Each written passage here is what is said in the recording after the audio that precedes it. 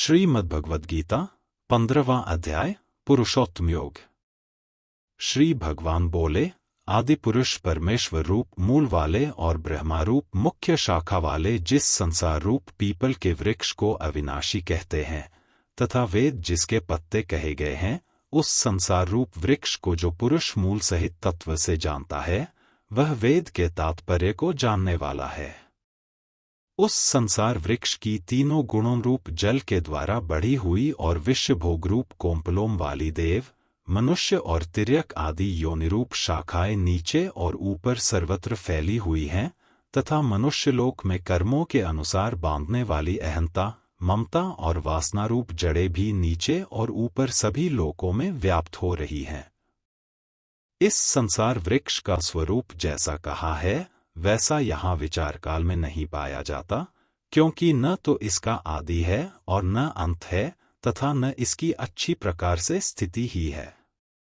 इसलिए इस अहंता, ममता और वासनारूप अति दृढ़ मूलों वाले संसार रूप पीपल के वृक्ष को वैराग्य रूप शस्त्र द्वारा काटकर उसके पश्चात उस परम पदरूप परमेश्वर को भली भांति खोजना चाहिए, जिसमें गए हुए पुरुष फिर लौटकर संसार में नहीं आते और जिस परमेश्वर से इस पुरातन संसार वृक्ष की प्रवृत्ति विस्तार को प्राप्त हुई है, उसी आदि पुरुष नारायण के मैं शरण हूँ। इस प्रकार दृढ़ निश्चय करके उस परमेश्वर का मनन और निधिध्यासन करना चाहिए, जिसका मान और मोह नष्ट हो गया है, जिन्होंने आसक्ति रूप दोष को जीत लिया है, जिनकी परमात्मा के स्वरूप में नित्य स्थिति है और जिनकी कामनाएं पूर्ण रूप से नष्ट हो गई हैं, वे सुख दुख नामक द्वंद्वों से विमुक्त ज्ञानीजन उस अविनाशी परम पद को प्राप्त होते हैं।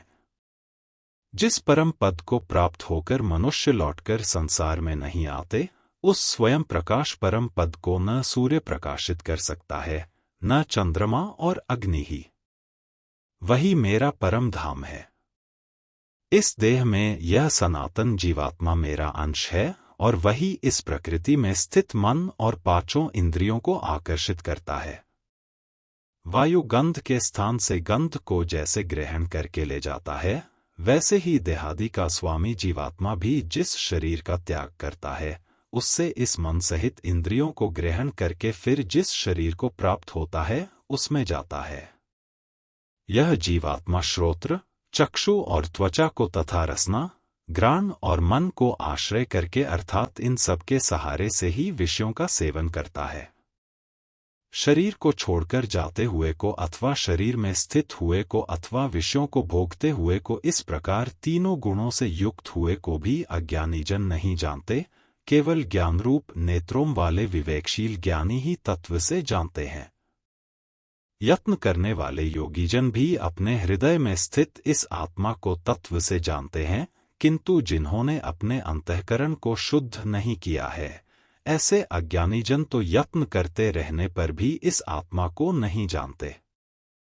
सूर्य में स्थित जो तेज संपूर्ण जगत को प्रकाशित करता है तथा जो तेज चंद्रमा में है और जो अग्नि में है, उसको तू मेरा ही तेज जान। और मैं ही पृथ्वी में प्रवेश करके अपनी शक्ति से सब भूतों को धारण करता हूँ और रसस्वरूप अर्थात अमृतमय चंद्रमा होकर संपूर्ण औषधियों को अर्थात वनस्पतियों को पुष्ट करता हूँ।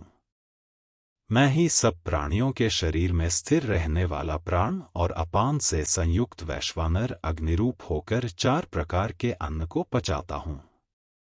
मैं ही सब प्राणियों के हृदय में अंतर्यामी रूप से स्थित हूँ तथा मुझसे ही स्मृति, ज्ञान और अपोहन होता है और सब वेदों द्वारा मैं ही जानने के योग्य हूँ तथा वेदांत का कर्ता और वेदों को जानने वाला भी मैं ही हूँ। इस संसार में नाशवान और अविनाशी भी ये 2 प्रकार के पुरुष हैं। इनमें संपूर्ण भूत प्राणियों के शरीर तो नाशवान और जीवात्मा अविनाशी कहा जाता है। इन दोनों से उत्तम पुरुष तो अन्य ही है, जो तीनों लोकों में प्रवेश करके सबका धारण पोषण करता है तथा अविनाशी परमेश्वर और परमात्मा इस प्रकार कहा गया है। क्योंकि मैं नाशवान जड़वर्ग क्षेत्र से सर्वथा अतीत हूँ और अविनाशी जीवात्मा से भी उत्तम हूँ, इसलिए लोक में और वेद में भी पुरुषोत्तम नाम से प्रसिद्ध हूँ। भारत जो ज्ञानी पुरुष मुझको इस प्रकार तत्व से पुरुषोत्तम जानता है, वह सर्वज्ञ पुरुष सब प्रकार से निरंतर मुझ वासुदेव परमेश्वर को ही भजता है।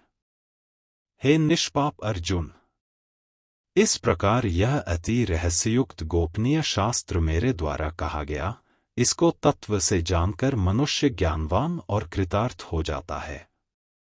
इस प्रकार उपनिषद, ब्रह्म विद्या तथा योगशास्त्र रूप श्रीमद् भगवद गीता के श्री कृष्ण अर्जुन संवाद में पुरुषोत्तम योग नामक 15वां अध्याय संपूर्ण हुआ। हमारे चैनल नित्या कुंज को लाइक करें, शेयर करें और सब्सक्राइब भी करें।